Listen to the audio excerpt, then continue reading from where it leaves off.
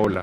Ahora estás viendo Palabra del Día, una serie de videos en la que te enseñamos a pronunciar algunas palabras en quechua.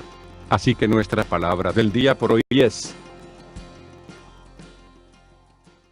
Tag, tag, tag, la palabra quechua. tag, En español significa calma, paz.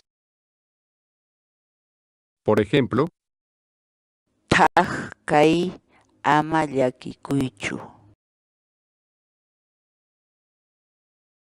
pruebe y descargue nuestros programas de corrección ortográfica en quechua, usando nuestra aplicación web y de escritorio. Dirígete a nuestro sitio web sc.hinantin.com.